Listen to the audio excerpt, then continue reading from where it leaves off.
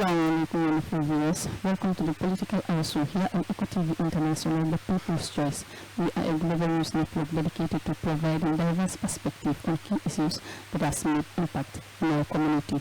I'm your host, Haji, and today with me here is the National Youth President of United Democratic Party, Suwaneh. He will introduce himself better, but before that, you can kindly follow him on Facebook, TikTok, Instagram, and YouTube for more insights.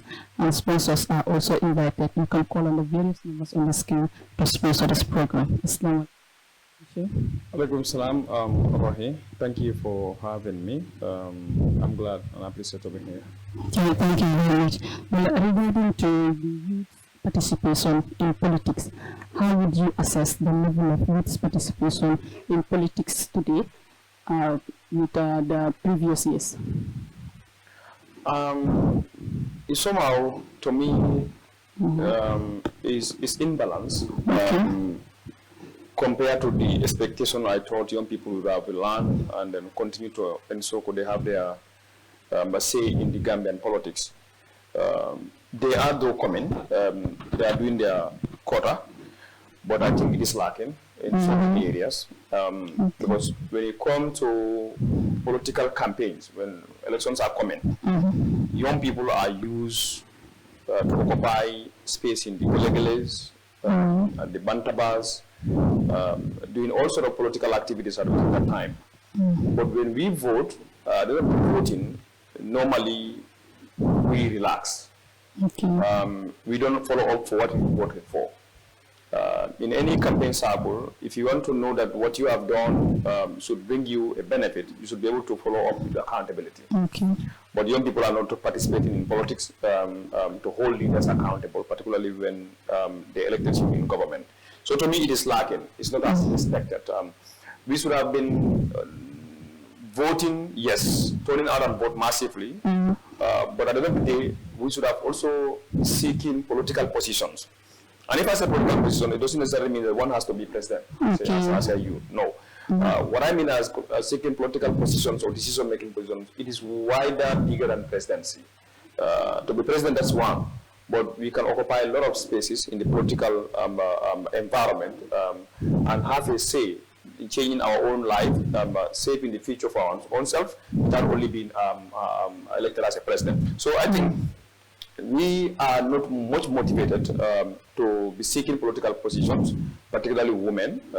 They are not forthcoming that much to seek decision-making positions and then to seek elective positions also. So when you come to voting, yes, young people, they are doing their best, well, women, they are doing their best to vote and choose leaders in elected positions. But when we voted for them, we relaxed, and we see politics always as it's a mere game, and it's a game of interest that when they are seeking for positions, at the end of the day, if they are elected, they forget about us. But why do they forget about you? Okay. What have you done when they forget about you? Because when you see us going to polls every 5 years, that means that we want to hold them accountable. Okay. If you vote for someone and they promise you that they will provide employment, they promise you that they will bring quality education to you, they promise you that they will give you quality electricity, they promise you that they will definitely bring an environment that's going to give you the ability to live without suffering. Security is part of it, and you name them. If they fail to do that one, you have to talk. You have to raise your voice. But not only to raise your voice, the next mandate they are seeking from you, you have to hold them accountable by voting them out. Vote another government for change. So, and that change also comes with another promise, comes with another challenge. You have a responsibility in that one. If you vote as one, but you have to continue following what you voted for. What have you voted for? What, do you vote for only Haji or my name or my age? No, you voted for me because of policy change. You want something to change in your life. And politics is something that ruins life if it goes wrong, and it impacts life positively if it goes correct. So these are the two we have to balance ourselves as young people. Yeah, and regarding that too, many youths, if you go into conversation with them, they will tell you that the politicians are just there for themselves, and also it is a dirty game. What message do you have for them? And as a national youth president of the United Democratic Party, what encouragement would you give them to join politics? Yeah, politics being a dirty game, and politicians are only talking because they need position. This is a mindset in many young people. If you talk to them, yes, but why does it become a culture for politicians to only talk to us when they need us and fool us to get what they want from us, then they go away? Why that culture is being erected here? It's because us as young people, as I said, when we vote, we don't follow up our votes. So when they come back again, we say, let me just give, because they give him 500, I will see that one as like, that's mine. That's all what I should have from them. If they give me 500, or they give me a sort of a jersey as a football team, they give me a football to play as a team, then that's okay for me. Because if another one is selected, to you, they are going to be like the one that is there. This is what politicians has put into our mind. But that's wrong. That's false. That's to deceive us. Politics is beyond that one. Politics is something that is supposed to change in our life. It is responsible to change our life, and it is also responsible to ruin our life. So if you vote for that type of mindset that you only want to get during voting time, $500, $1,000, $5,000, or a set of jersey from politicians, you forget about 5 years. That particular politician is going to be responsible for your education. If it go correct, they are the one making policies. They are the one collecting your taxes to invest it into education. If it goes wrong, means that they are going to get it better. We recently seen the president's wife, the president's mother was sick, and all what they do is to get from our own tax monies, $3 million, or $3.6 million to go and have her mother treated in Senegal. So what about you, your mother, who is sick? You go to the hospital. You cannot even find for your mother a paracetamol. Even to have like that kind of, let's say, when your mother is affected with diabetes, to have medication for that diabetes, you cannot have it in our hospitals. But the one you are voting for can get it from what they are collecting from you and treat their own kids. They get them quality education in America or in advanced countries. But you here voting for them, they will tell you that this country is poor. The country is poor, yes, but are they poor? But when we are coming, how were they? Were they also rich? No. They are not poor when they are elected. But before they are elected, they are poor, like me and you. So, as young people, this is what we should calculate. To know, yes, we are not only voting because of age, we are not only voting because of tribe, we are not only voting because of, let's say, beauty, but we are voting because we need change. And what are those changes? Include education, health, employment, you name them. If anyone cannot deliver this for you within 5 years, as you want it, go vote against them. Vote against them. That's the only remedy to the situation that we are living in. So what I do is to increase civic education, to engage them directly, to call for youth participation, and that one-to-one, and then it's going to participatory. Always we allow them to ask us questions, and together with them we share ideas on what is the problem or solution to this problem that is existing now. So they will express their own ideas. They will bring on the table the solution they think could remedy, and this is based on what, as a party, we make our policies on. Because we think policies are supposed to be impacting people's life positively. So I cannot be seated here and then propose a policy. No. But I go to the people whom the policy should be benefiting. So I go to them and ask them, how do they think? So based on their opinions, we make our policies. And so this Gambia is built on everybody's wish and aspiration. That's inclusiveness. So we get direct engagement with them. We consult them. We interact with them. We sensitize them on matters about politics and the role of young people as far as their powers to vote is concerned. Okay, and regarding your sensitization and creating awareness in the community, has it been a process, progress, like has it made an impact in the society? Yes, yeah, of course it is. It is making an impact because the Wolof always say that so to come to agreement, you must disagree. Okay. But for you to disagree, you also have to engage each other. You have to talk to each other. So the more we are talking to them, the more progress we are seeing, the more change we are seeing. Because nowadays, there are youths all over the country who, as I'm seated here, you see calls coming, messages are coming that they want to see me at their areas. They have concerns that they want to raise with me. They want me to interact with them on certain issues. So these are things that are ongoing. And it's because of those engagements, we are getting more young people to know that, yes, I should also participate in politics. I should also engage myself into politics. Politics is not a profession. It doesn't mean if I say you should participate in politics, as you should entirely depend on politics. No. You should have something to do as a profession. Then you should also be able to decide for yourself. And that's one. to engage yourself into politics. So policy making is not done in your absence. So if you interact with politicians or you also raise your voice in politics, that means that you are contributing to policy making. So the policies you are trying to make means that will definitely tally with the profession that you have. So this is how we make a country. This is how we build a country. The interaction and the engagements definitely they are doing a very good progress for the party and for the young people across the country. Okay. And do you also believe that the current administration is genuinely listening to the concerns of the young people in the country? In the country today, as we speak, the population, if you look at it, young people form 60% of it. Over 60% of it is young people. If this government was listening to the concerns or the voices of young people, and if they are listening and considering it, today where we are, we wouldn't have been here. But they are not listening, they are not considering. If they are listening, then they are not considering young people's voice. They are not considering our lives. And that's why you are seeing every day a massive route to the back way, and it's done by the young people, it's taken by the young people. Sure. So every day you heard about criminal activities in the country, and majority of them 29, 25, 18 years, 30 years old. So why are they into those criminalities? It's because something is lacking. If somebody doesn't have anything to eat, doesn't have any area that they can gain employment for themselves, and so they feed themselves, they will be involved in something. And that's exactly what is in this country. So the government that is in place today, they see young people as useless people. They take us as some people who are irresponsible. They take us as people who are not serious. They only need us when voting comes. But after electing them in, they think that we are just like, we should be idle on the streets. They think that we should be arrested and then be sent to the prisons. They think that we should be doing like, we should be drunk all over. So they say, they say, but they don't believe in creating an environment that young people could believe themselves, have that self-confidence that yes, they can make it in this country without even getting to the back road. That they can believe themselves, give the self-esteem that they can make it in this country without involving themselves into drug abuse. They can do something without going to attack somebody in your shop. But since they are not helping us to create that environment, I can tell you, it is why today you are seeing a lot of criminal activities in this country, because drug is rampant. And those who are abusing the drug, most of them are young people.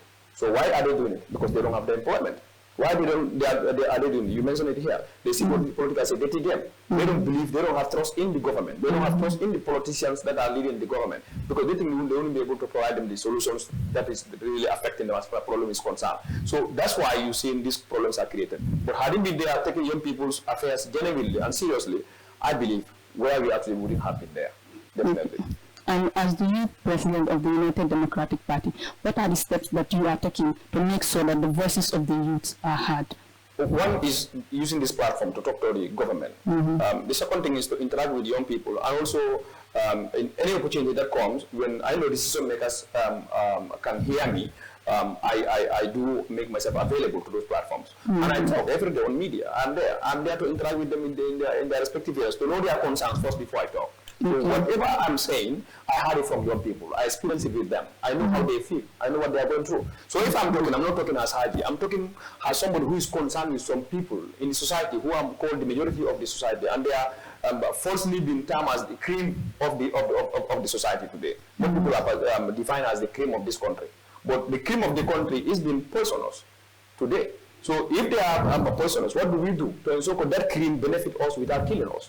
But today the cream is left helpless, and at the end of the day, we are not taking good advantage of the cream. Now the cream became a problem for us. So I speak because young people are raising concerns, and the concern they are raising is what we are trying to extend, to be their voice, to be standing for them every day when they need us. And the only thing we can do is to use platforms like this and other platforms to ensure decision makers will hear exactly what we are feeling as far as young people are concerned in this country.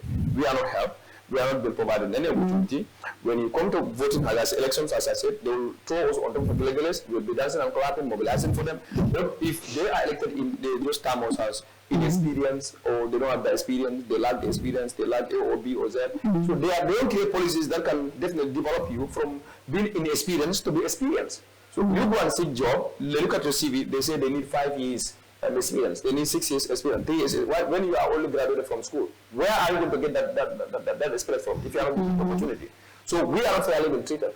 young people are not fairly treated, and this is exactly what my party is coming up to ensure the environment is supposed to be created for young people to trust themselves, to ensure, yes, they have a government, and they will have a government if UDP is elected to fight for those inequalities, to fight for those biasness, to ensure there is equal opportunity for everybody. As far as you are a citizen of this country, you will get definitely what you deserve as far as UDP government is concerned.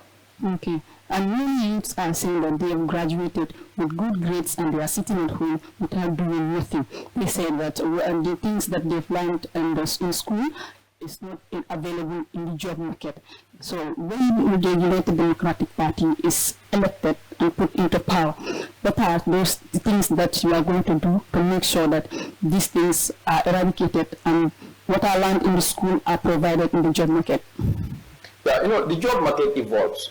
So when the job market is evolving, I think government is supposed to be creating that. That's the environment I'm talking about. As a party, we believe government is a process. Before studios like this, you will have like a big mic on my head. But today, we are using a simple mic hook on my side. Maybe rarely somebody will see it. Yeah. You are using like a pilot who is using a plane. So before it's not like that. Sure. So when the world is evolving, we have to be advancing ourselves and come to the time of where the world is. So UDP as a party, what we do is when we look at the job market and know exactly today globally what type of employment could fit our people, is we have to make sure that introduce skills education at an early stage. When you provide skills education at an early stage, like at the primary level, the kid that is going with that type of education will not rely on government for employment opportunities. Sure. We definitely do something best for themselves. You are learning not only to learn reading and writing, drawing alone, but you are practically also training something that could transform your future without only being wearing suits to sit down in offices. You could be doing impactful things for yourself and for your country without only being paid from taxpayers' money. So we believe it could start at an early stage. So as a party, we believe in early skills education to be introduced in our schools at the primary level. And look at what type of area would one be interested in, then they could adopt with that one to graduate when they are coming from school. So at the end of the day, when they graduate from school with that kind of education, they will not depend on government. They will be depending on exactly what they have. They will not say that because everybody cannot be an administrator. Sure. Everybody cannot be sitting in office to be administrating. No. But everybody can be a boss of him or herself. How? This is what governments are lacking. This is the solution that UDP has brought. The second thing is, I talked about equality. Inexperience is one that counts a lot. They will tell you that you have a bachelor's degree, yes, but they will still ask you before you are hired as like a director, or before even a director, simple, I don't know, head of a unit, they will ask you for 5 years experience. When you only graduated from university, where are you going to gain that 5 years experience in that field if you are not given the opportunity from the same area? That's biasness, that's inequality. So these are areas that UDP believe, no, experience has to start at somewhere. So you come to me and you want to work, I have to give you the opportunity to get the experience. Because nobody is perfect. But trying makes you perfect.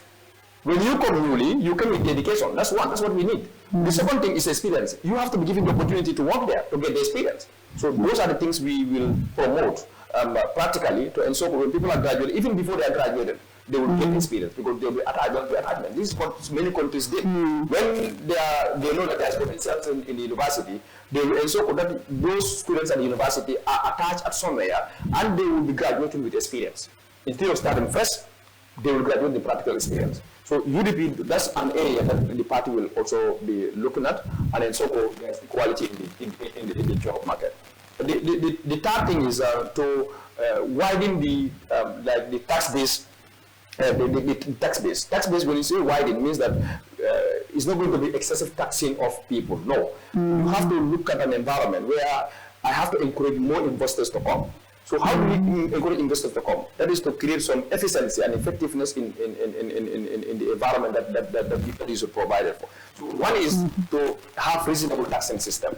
A tax system that is so high is a stumbling block, it's a challenge to attract investors. But a tax system that is reasonable is a high opportunity to attract more investors. So including electricity, we believe in quality.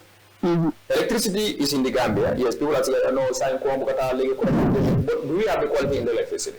If the quality is there, do we have the affordability in the electricity? We don't have the quality, neither do we have the affordability. The electricity system in the Gambia is very, very high and expensive. Is not having any quality. There are some certain equipment, if you bring it here and fix it here, you will see how your power will react. It will react in a way, yes, the electricity doesn't have the power to supply my equipment with this. So a lot of areas in the country today, if you go there, the electricity supply there lack quality. Even the mayor fridge, they cannot get blocked because of what? Poor electricity system. So we have to look at the quality, and second thing is affordability. That's reasonability. If you look at this thing, you will create a very conducive environment to attract more investors. So if investors are into the country, it doesn't necessarily mean now we have to even sell our assets or mortgage our assets. They will be providing themselves with the opportunity they think they can do in the country, and they will attract more space for employment. It could create employment for a lot of people. It will engage a lot of people, and so yes, now I'm working with company X or factory B. So that one is taking a burden from the government. So these are the avenues we are looking at to ensure, yes, because government alone cannot do it, but government alone should be responsible for the environment. If the environment is created by the government, the rest, people will definitely, everybody will be interested to invest in. But if you see people are not coming, and everybody is blaming government for the employment, means that they don't set the environment. Because they only believe in a high taxation, like let's say, white elephant projects, go there, have done this, ladies done there, but what should make us all smile is lacking. And that's what UDP want to provide as far as solutions are concerned. Okay, and also looking at our neighboring country, Senegal, their president, John Faye, is barely 1 year since he came to power, and Barrow has been here for 2 terms now. And in Senegal, their living standard has improved a lot, and many of their youths are employed because the government has created job opportunities for them, and he's invited many people in their country, and also he invite people to their country to teach their citizens about some skills that will benefit them in the future, and they are improving well, and they are with their agricultural sector too. So looking at him and Barrow's term, he's barely 1 year, Barrow is 2 terms already. Do you think our government has failed us or not? Our government, when we said our government failed us, people looked at us as oppositions. But we are not opposing simply because we hate the person who is leading. No. We oppose because we are seeing something that generally we believe is affecting everybody, regardless of which party you are supporting. As far as you are living in this country, whether you are a Gambian or a non-Gambian, today, I can tell you are affected by the failure of the government. Because we talked about, let's say, agriculture. Let's look at the employment statistics of the country, of the Gambia in this country today. Agriculture provides over 70% of our labor force. But why is that sector not producing millionaires? Why is the same sector people who are into that sector, they are called the poor people of the country? Because we all had always Bekati Nyoy Badone, Senegal for our own. Why? When in advanced countries, Senegal are the rich people there. Farmers are the rich people there. How do they do it? Because they are not because their country is directly giving each farmer money, no. But again, I'm talking about an environment. Government is supposed to be creating environments. When the environment that can provide millionaires in farming is created by government, I can tell you this country, people will be attracted outside to come and work here. Sure. But citizens of this country will not go and work anywhere. Look at the people who are going to Spain. What are they going there for? Farming. People who are going to Saudi, what are they going there for? To be housekeepers, housemaids. Will somebody give the opportunity in the Gambia? You still want to take the route to Spain simply because it is Spain? No. You are going to Spain because the agricultural system in Spain has more benefit for you than the one in the Gambia. But if the one in the Gambia is having similar benefits like what they are doing in America or in Spain, I will tell you Gambia would have been a safe haven for even the Westerns to come here than us to go there. So this is what Senegal is doing. And this is exactly, I can tell you, if you look at how this Jamai 5 government is going, go back to the UDP 5-point agenda. You look at our agricultural policy. You know exactly they took it from our policy. We believe in investing heavily in agriculture. If you invest in agriculture, you are not going to only ease the burden on the farmer, but you are going to encourage more productiveness. And if we can produce, we can create employment. Sure. If you can produce, we can create what? Millionaires. Because let's say the rice that we consume in the Gambia all come outside. You go to India, a ton of rice that has been imported to Gambia here is costing us like, let's say, the entire ton, 20 bags is $4 or $5. $405. C5 to Gambia here. You buy it to India, put it in a container, up to Gambia here, it's costing you, a ton is costing you $405. A ton is 20 bag of rice. A bag is 50 kilo. Just 20 bags. 20 bags, $405. India doesn't have a land that is fertile than the Gambia. In fact, Gambia is having more fertile land than India. But what has India government did for their farmers to be able to produce that kind of magnitude of rice and exporting it outside India? That's exactly, as a party, when we come to government, we want to live. We want to ensure a farmer would be able to have, like, let's say, how many hectares? Okay. But we can do it easily without suffering much. And that includes providing the equipment. You just don't go and buy a tractor and say, I'll buy a tractor and give it to farmers. What type of tractor have you purchased? What type of tractor is that? The tractor, so tractor is not only the head. Tractor goes with implements. And those farming implements, if you can provide it with, like, let's say, 100 farmers in this country, or 300 farmers in this country, you'll be able to tackle the problem of this country. So a government that can invest, let's say, 100 vehicles, SUV vehicles, for only 3-day summit, would they tell you they're going to provide you 1,000 tractors? I mean, full tractors. I'm not talking about only go and buy the head and then the rest is burning on the farmer. So likely you go and plow, all this is finished. No. Tractor plow, tractor can be used to do the weeding. Tractor can harvest. A tractor can also get what is harvested and repack it. Put it in a bag. Tractor can do all these things. In fact, tractors can do irrigations. So this country today, what we need is year-round farming. We cannot do that one without investing in agriculture.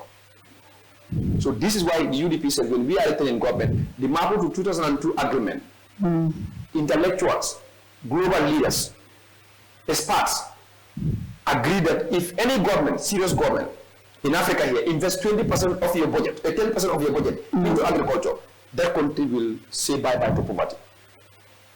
And that's exactly what the UDP has committed themselves to do. But people are not saying this thing. People only think that, yes, politics is a mere game. No, politics is not. If politics was a mere game, there would be no budget before parliament. But the reason why government is taking budget to parliament for parliamentarians to approve is for them to be able to do what they think they promise people. So if they took, like, let's say, $52 billion to parliament, let's ask ourselves, how many billions of that is coming back to the people in the productive areas? If you can't calculate this thing, you wouldn't be able to know exactly the responsibility of government in these sectors that I'm talking about. The education you talked about is part of it. Agriculture cannot move without investing in the education. Farmers will not be left like that. We must have research, development research institutions. Institutions that are only focused on developments. They do their research properly, and then so, yes, if this kind of seed is given to farmers, this is going to be the amount of rice farmers can produce. But if the seed is also given, it has to be attached with this kind of fertilizer, and not only the fertilizer, but with this kind of implements has to be given. Today, one farmer can, let's say, from here the bricklayer can farm it, and you can only have, like, let's say, a precision system like let's say called like a kind of a drone that can monitor the entire farm and know where need nutrition, moisture, and what should I do to ensure that insect affecting the crop can be tackled without you setting your foot there. You can control it here through GPS. So these are things that farmers are transforming their lives with. Because we are not lacking the market. We have the market. If I say the market, doesn't mean that what Gambia is going to produce, we are going to eat it all in the Gambia here. Gambia can be a safe haven for a commercial, to be a commercial hub. Because countries like Ethiopia, I keep saying it, they cannot produce cassava. But Gambia here, our soil accommodates every crop you know. We can get it from the Gambia here. But why do we still depend outside to even feed ourselves? So this is what UDP is doing. And number 2 is corruption. Yes. You hear about, let's say, $1 billion is going to agriculture. Okay. You heard about let's say $2 billion is going to agriculture. But that $2 billion, how many of that $2 billion is going back to farmers? It's not even up to let's say 800 million. The rest is going where? It's changing politicians' life. And this is where young people say politics is a dirty game. They are there for their interests. And that's exactly what the UDP is providing. We said no. It is because politicians are focused on being corrupt. And what do we do? As head of government or as leaders in government to stop that corruption.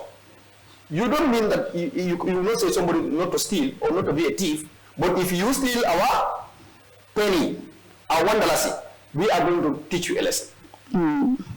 We are going to teach you a lesson. Corruption has to be shown an uncompromising approach. That if you do it, this is the result. We are not saying don't do it, but if you do it, this is the result. If you are able to police 10 people in this country with corruption law, strict one, I can tell you 100 people intend to do it, they will never do it. But corruption is being seen as a kind of a way of masla, because the one who's supposed to police is the one who is the most corrupt one. And that's exactly what the PDP is seen as aggressive.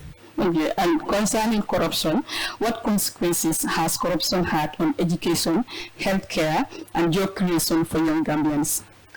The first consequences it did on education, that is, there was a fuel levy, education levy, before Barrow is elected in power. That education levy, they took it from fuel. Means that if you buy a liter of fuel, there is some certain amount of money that is deducted, given to the Ministry of Higher Education to give free education to students at the college. But when Barrow came and he knew he cannot succeed in corrupting that system, they diverted and say road maintenance levy. Every liter of fuel you buy, they are cutting $4.50 from it. And they said they will use it to maintenance our road. How many liters of fuel is sold in this country a day? And go to our streets, our roads. How many roads is NRA maintaining here? They are not maintaining anywhere. In fact, since they started collecting that money, and call it road maintenance money, so a levy. So education at the college is now more expensive. Many cannot even afford it. But the roads that they say they are going to maintenance, those roads are left to be completely dilapidated, inaccessible. The Bundu Road is one of the samples. The example of Bundu Road, before Barrow regime came, there was only potholes. While he was collecting that road maintenance levy, the Bundu Road potholes were never being maintained. They left it all to be completely destroyed. When the destruction is now inaccessible, they go and lobby outside through loans. Now there are 4 years today, since 2022, this Bundu Road. It is now people started using it. You look at this road, Sukuta, Sabiji, Latunda Road. That road is contracted 3 times. The first contractor built the road until 2020 election. Barrow went there to integrate it. He found that the road, nothing. Money is wasted. So the impact of corruption, you see it? Instead of going after that contractor to return people's money, to seek redress and return public money, because the contract was poorly been done, he decided to recontract to someone, lobbying through the IEC, the OIC roads, funding roads. But the first one was funded by is it Saudi or one of these Arab countries? And that road was not even at, I'm not saying standard, because the substandard of that road is not even as a community case to work. You think that some youth group have mobilized themselves to concrete the road. Up to now, they are on that project. I'm talking about since 2020. The Sukuta Latakunda road. So the impact of corruption, the consequences of it, nobody knows where it stops. It ruins lives.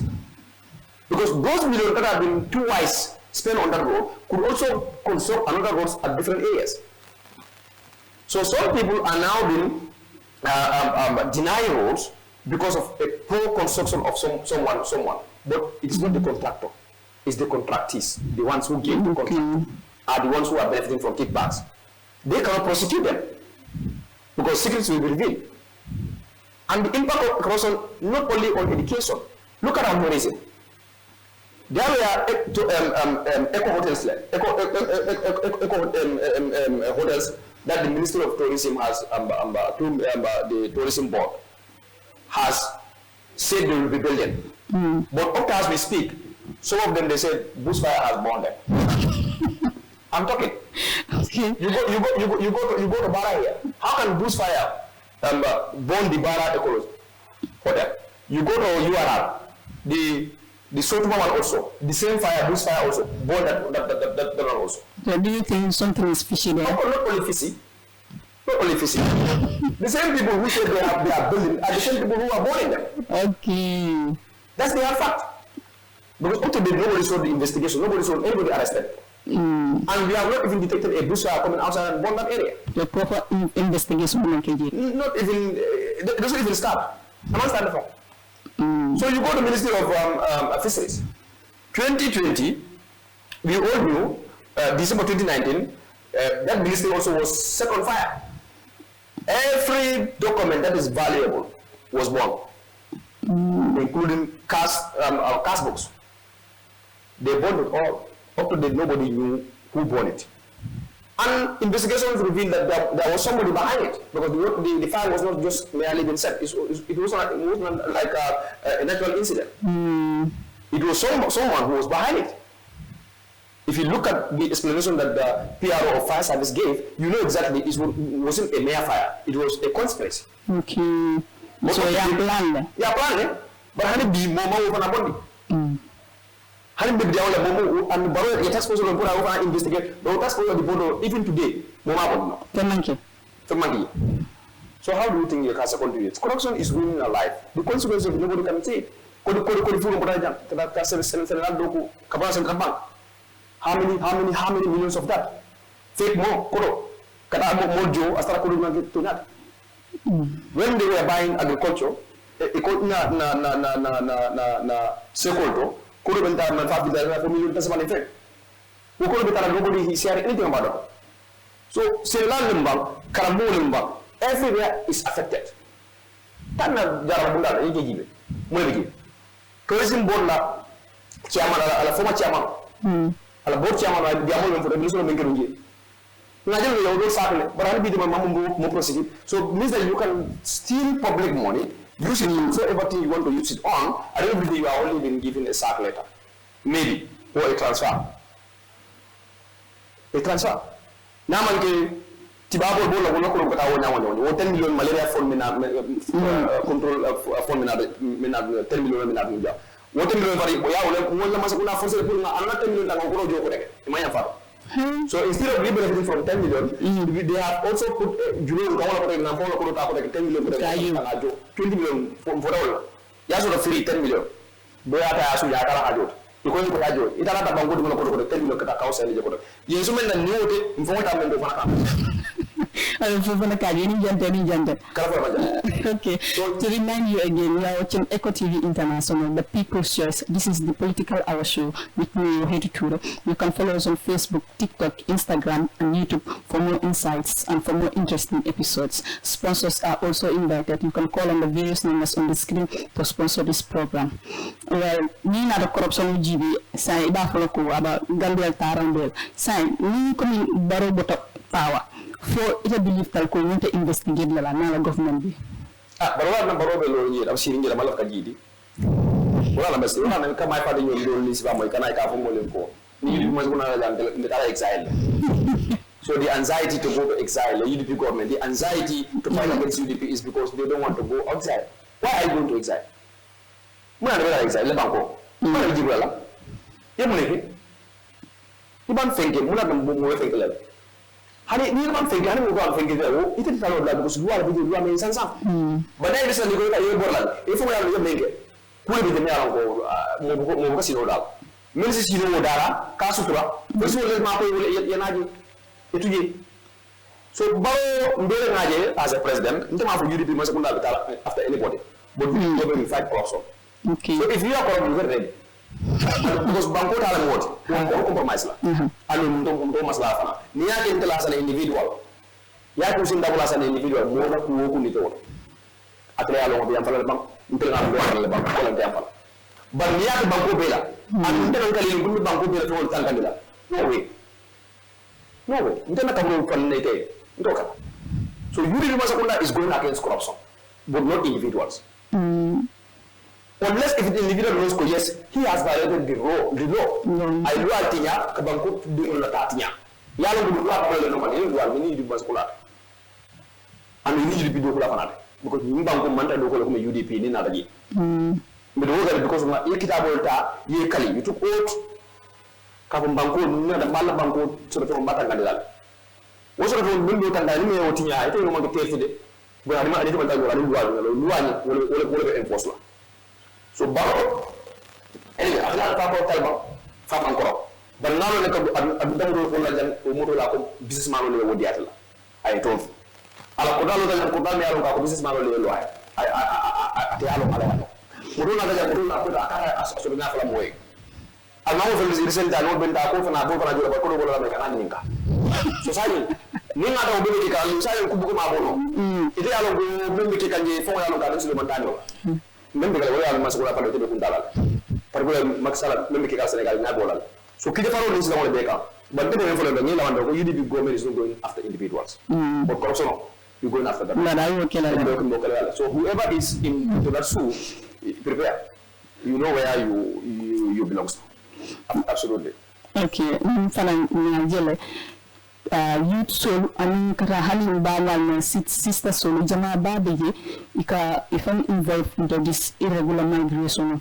So it as a youth president, it is sort of careful to like discourage this irregular migration. Ya sabati banko kan ani kaje ko ila nyato tabeji. Abakala problem solve. Kafundi banko ko la amana problem solve. Mesida na kola na fali fani. Yale ka fundi banko ka tawo balu nyima mi no ban wala banko ka. Wuli fo yele banko ta ka da andu mara dan ka fo lo ko da wala ya dan protocol. Ya protocol is fo mo kilo so banko nyaaru ko la korora. Wo mo kilo do tay la fisto so fo mo da yakandandi wo so fo le banko di na fa bi ay do ko so le mo be including ito ndo men ka taje. So ite ko ta nga ka tawo to ba mo liya. E ka mo jislo men ta ka use. Is better you ta mo spend yele masakuna da.